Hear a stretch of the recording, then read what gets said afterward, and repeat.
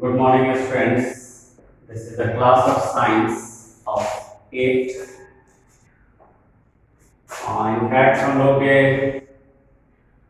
Class 8 में जो भी चैप्टर्स पढ़ना है उसमें फर्स्ट चैप्टर है क्रॉप प्रोडक्शन एंड मैनेजमेंट.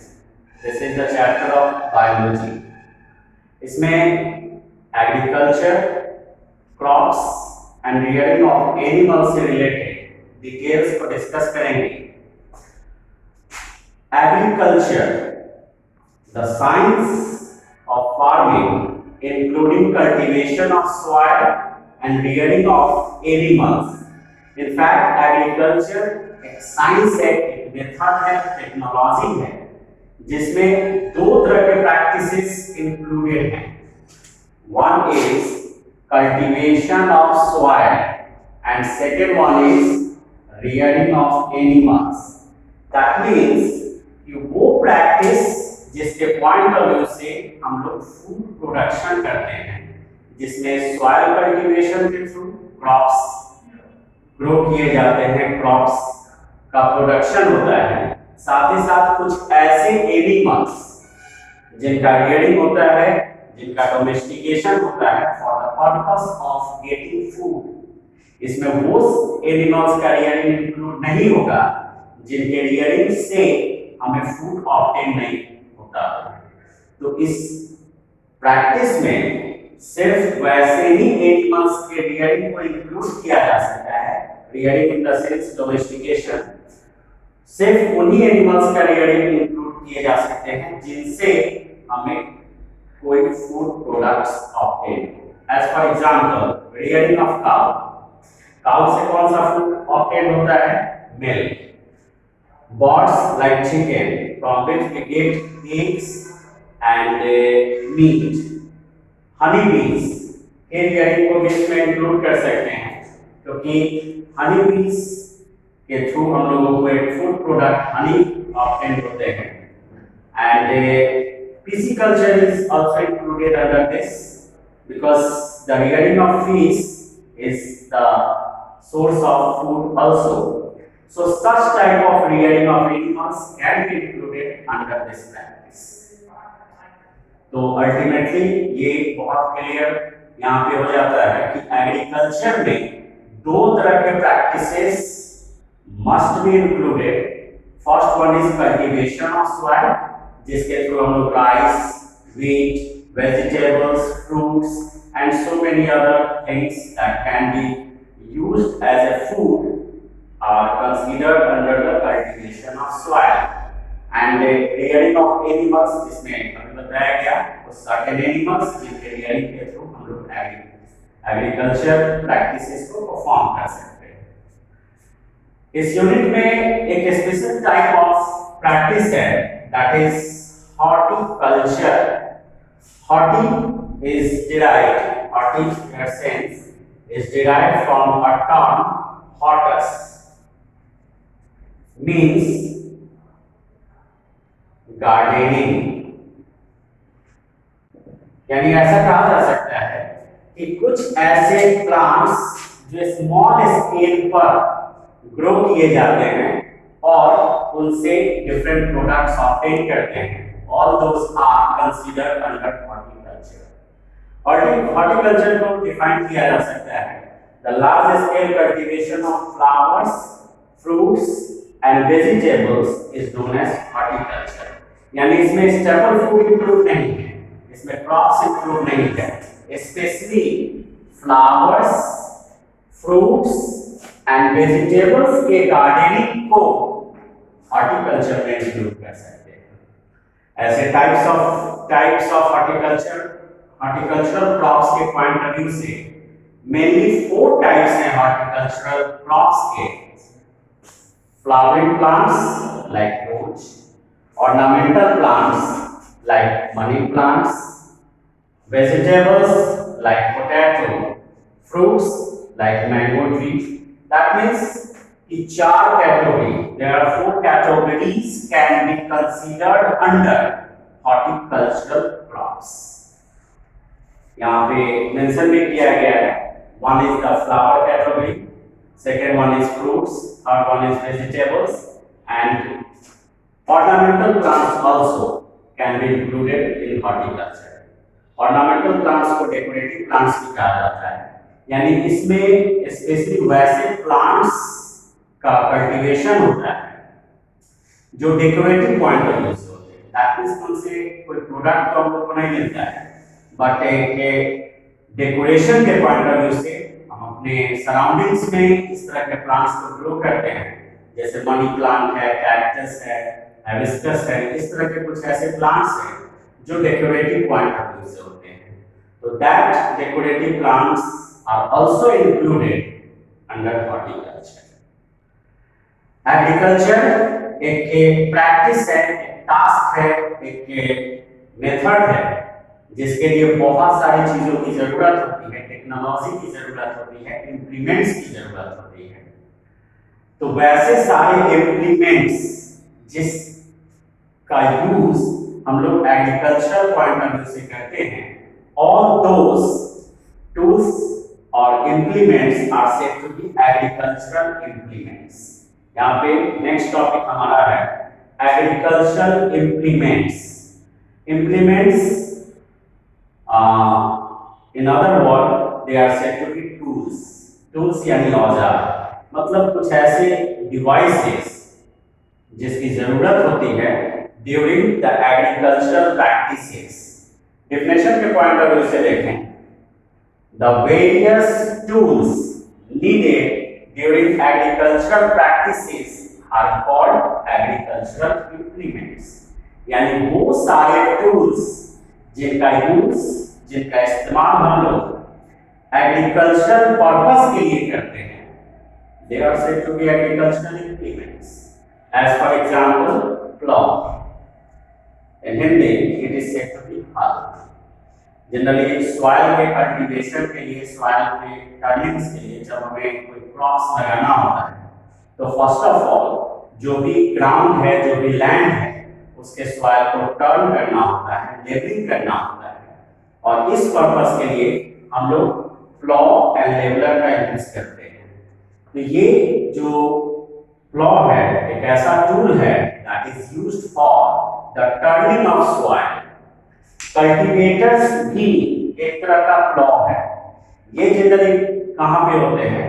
तो ट्रैक्टर्स के थ्रू जब हम लोग फील्ड को प्लॉइंग करते हैं, तो ट्रैक्टर्स में पीछे जो भी पॉइंटेड इंप्लीमेंट्स यूज किए जाते हैं for the cultivation of soil, that is for the cultivator. तो ये भी एक तरह का इंप्लीमेंट है that this is used for removing the weeds from the soil। Generally जब हम लोग फील्ड को प्लॉइंग करते हैं तो उसमें कुछ अनवांटेड प्लांट्स वगैरह होते हैं जो weeds के तौर पे कंसीडर होते हैं, उसको रिमूव करने के लिए, और ये सॉइल वगैरह में जो जहाँ पे हार्डनेस है उसको लूज करने के लिए इस तरह के इंप्लीमेंट का यूज किया जाता है। तो ऐसे कई तरह के टूल्स हैं जिसका यूज हम लोग कर सकते हैं एग्रीकल्चरल पॉइंट ऑफ व्यू से, and all those tools are called agricultural implements. इस यूनिट में नेक्स्ट टॉपिक जो कि एक फैमिलियर टॉपिक है, पहले कभी किसी क्लास में पढ़ा गया होगा, सीजन क्रॉप्स। यानी जो भी इंडिया के पॉइंट ऑफ व्यू से अगर हम लोग देखें तो हमारे इंडिया में दो तरह के सीजन्स हैं जिसमें क्रॉप्स का कल्टीवेशन किया जाता है, और उसी पॉइंट ऑफ व्यू से उन क्रॉप्स को कैटेगराइज किया गया है। वो क्रॉप्स हैं खरीफ क्रॉप्स एंड रबी क्रॉप्स। इसमें से एक विंटर क्रॉप्स कहे जाते हैं एंड अदर मॉनसून क्रॉप्स या समर क्रॉप्स कहा जा सकता है, क्योंकि उसी सीजन में उनका कल्टीवेशन होता है। तो सीजन के पॉइंट ऑफ व्यू से ये क्रॉप्स कैटेगराइज हुए हैं। So we will discuss about them under a topic season crops. Season crops, which are mainly of two types, kharif crops and rabi crops. Kharif crops are also known as monsoon crops. Monsoon crops and rabi crops are said to be winter crops. Winter crops. इन दोनों crops के लिए जो alternate name दिया गया है, इसके point of view से बहुत हद तक क्लियरली ये अंडरस्टूड किया जा सकता है कि in which type of season actually these crops can be cultivated. Monsoon crops, that means the season of rain यानी रेनी सीजन, उस समय जो भी क्रॉप्स का कल्टीवेशन होता है वो खरीफ क्रॉप्स कहे जाते हैं, because for those crops lot of water is needed. उस तरह के क्रॉप्स के कल्टीवेशन के लिए काफी ज्यादा अमाउंट में वाटर की जरूरत होती है. So those crops are cultivated at that time. And rabi crops alternately they are called winter crops. ये इस बात को शो करता है कि इन क्रॉप्स का कल्टीवेशन विंटर के समय होता है और ऐसा देखा जाता है कि उस समय बारिश भी कम होती है. That means those crops have required a less amount of water. यानी इस तरह के सीजन में वैसे क्रॉप्स का कल्टीवेशन होता है जिनको लेस अमाउंट ऑफ वाटर की जरूरत होती है. इन दोनों कैटेगरी में जो भी क्रॉप्स आते हैं या इन दोनों टाइप के जो क्रॉप्स हैं, इनको अगर कंपैरेटिव वे में डिस्कस किया जाए तो 3 पॉइंट्स के बेसिस पे इनको डिफरेंशिएट किया जा सकता है. Month of cultivation, month of harvesting,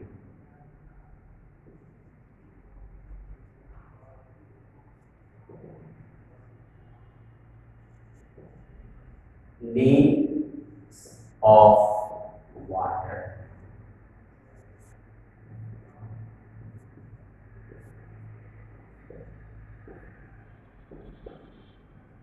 जैसा कि देख रहे हैं खरीफ क्रॉप्स मॉनसून क्रॉप्स है और अपने इंडिया में मॉनसून का सीजन स्टार्ट होता है जून जुलाई में. That means the month of cultivation for kharif crops is जून और जुलाई. यानी जून जुलाई के मंथ में खरीफ क्रॉप्स का कल्टीवेशन होता है. दैट मींस मंथ में इनको ग्रो किए जाते हैं. एंड रबी क्रॉप्स जो कि विंटर क्रॉप्स कहे जाते हैं, अपने इंडिया में ये विंटर मंथ स्टार्ट होता है अक्टूबर नवंबर में. So the cultivation month of rabi crops is October November. अक्टूबर नवंबर के महीने में इनका कल्टीवेशन होता है. हार्वेस्टिंग, जनरली जो भी क्रॉप्स होते हैं 3 से 4 महीने लगते हैं इनको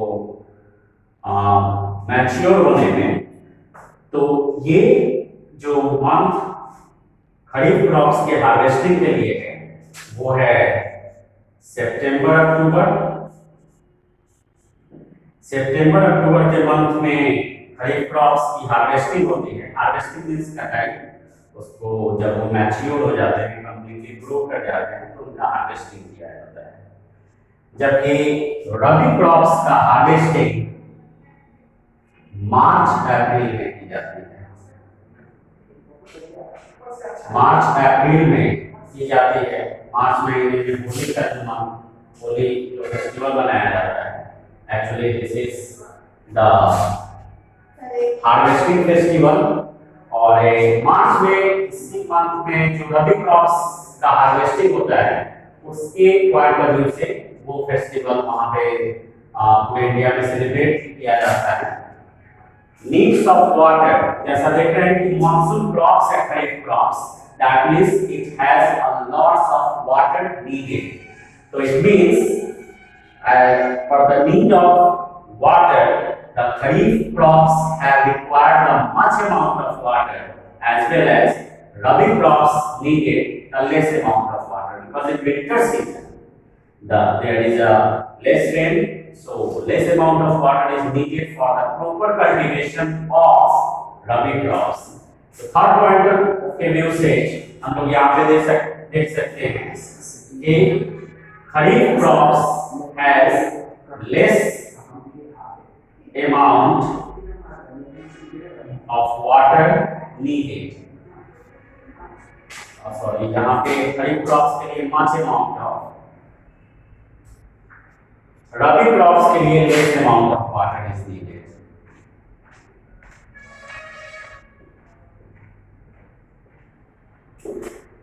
इन 3 पॉइंट्स के बेसिस पर इन दोनों सीजन क्रॉप्स को डिफरेंशिएट भी किया जा सकता है.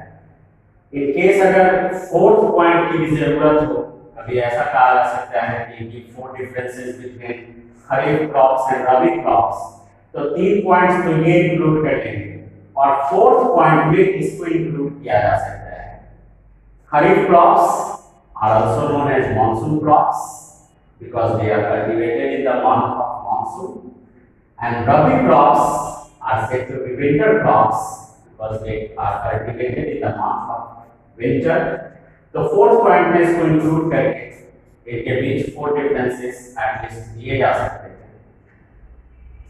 ये जो भी क्रॉप सीजन्स हैं इनमें मेनली स्टेपल फूड या क्लासिक क्रॉप्स इंक्लूडेड हैं जिनको मैच्योर होने में 3 से 4 मंथ्स लग जाते हैं.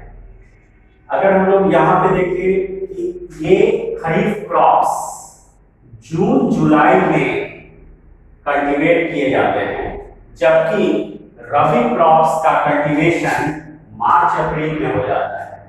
यानी अगर अप्रैल में कल्टीवेशन हो और जुलाई में खरीफ क्रॉप्स का कल्टीवेशन होता है, इस दौरान हमारे पास 2 मंथ का टाइम बच जाता है.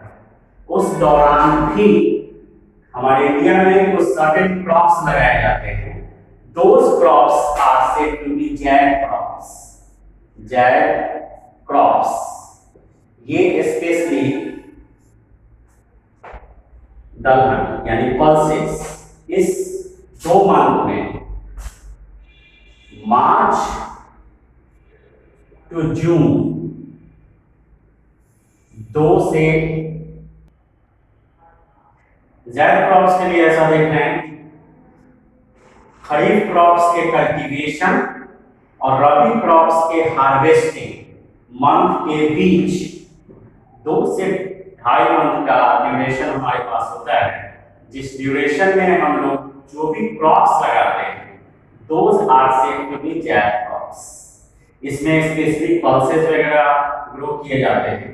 अभी जैसा कि अप्रैल मंथ चल रहा है, अगर हम लोग अपने गांव में घूम के देखें तो बहुत सारे ऐसे खेत मिलेंगे जहां पे मूंग लगा हुआ होगा. That is considered under the zaid crops. मूंग एक वैरायटी है पल्स का.